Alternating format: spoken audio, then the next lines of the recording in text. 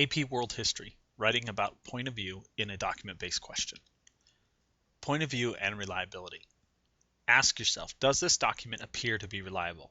What about the document makes it reliable or not reliable? Here's an example. If the document is written by a leader of a government and it talks about how the government has mistreated an ethnic group, it is most likely reliable. We consider it reliable because people, especially leaders of a government, don't tend to like to talk about how they mistreated people. We like to look good.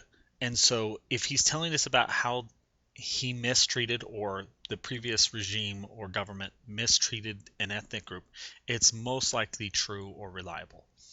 Example, if the document is written by a leader of a government and it only talks about the great accomplishments he has done, it is most likely not reliable. This is because it will be skewed by his own personal perception and how he wants to project himself in the future. And so humans, we tend to want to make ourselves look good for the future, leave a legacy that is positive. So if he's only telling us about the great things he's accomplished, most likely it's not reliable. There are 3 W's that we need to address: the who, the what, and the why in regards to reliability. Ask yourself, who wrote the document? Is that person reliable? The reliability of the person is dictated by what they wrote. So if they are a government official and they're negative towards the government, it's most likely reliable. If they are an activist and they wrote a lot of negative things about the government, it would be less reliable. Just because someone is judged unreliable does not mean that it won't turn out to be true. So that activist could be right, but that's not what we're judging here. We're judging point of view. Ask yourself, what did they write? Put it in your own words. It makes it a lot easier to judge the reliability of a document. Ask yourself why they wrote what they wrote. So look at the person's motive. We can sometimes see motive in a politician who wants to become president. You know, his motive will be he wants to become president, so he wants to make himself look good. So motive can help you determine reliability or if something is not reliable. Here's some terms that we need to look at. Some of them have some overlap and will appear as though they're in the same world. That's accurate. Reliable. Does the person, quote, have a dog in the fight? Is the person going to have a vested interest in the outcome that they are trying to persuade? So politicians always have a dog in the fight. So governmental leaders, things like that.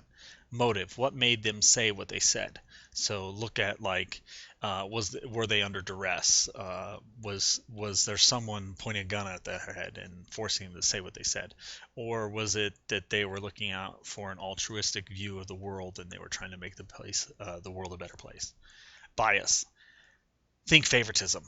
Like when you have that class and you got that student who always seems to never do anything wrong, even though they're doing stuff wrong. Favoritism. The teacher is showing bias towards that student for whatever reason. I don't know what their motive is, but mostly considered unfair. So if you think of bias as unfair, you're probably in the right ballpark.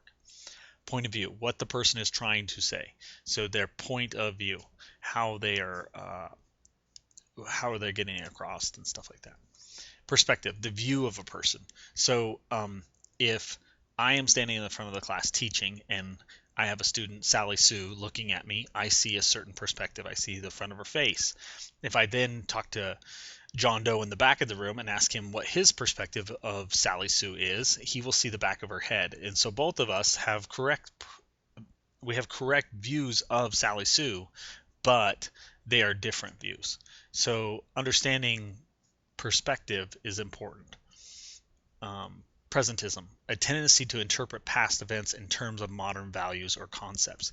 Really bad that people try to apply their values or concepts to past documents or perceptions. So one of the negative things that people often bring up about Thomas Jefferson was that he was a slave owner. And he, of course, wrote the Declaration of Independence. So here he is talking about all men being created equal, and yet he has this problem where he has slaves. So we see the contradiction. We're like, well, he was a hypocrite, but you have to look at the whole understanding of the past events and understand what was revolving around it. And that if you don't understand those historical events, then you would be applying presentism to the past, which is a horrible way to actually look at anything, because if we put ourselves in the past and put ourselves in that situation, we would have probably not acted any differently.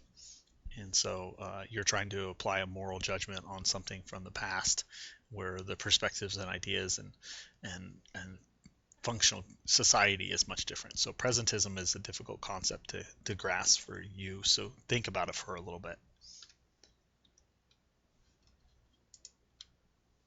Point of view considerations. Does the occupation of the author give the document reliability? Class, religion, national background, or gender influence what is mentioned? The type of document affects the content. A journal, a private letter, a public address. So a public address would be the least reliable of any document. And that's because the motive usually is put forward by a politician.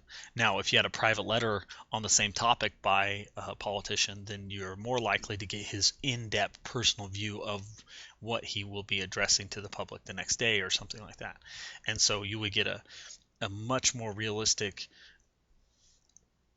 pure understanding of what they're talking about, what they really believe.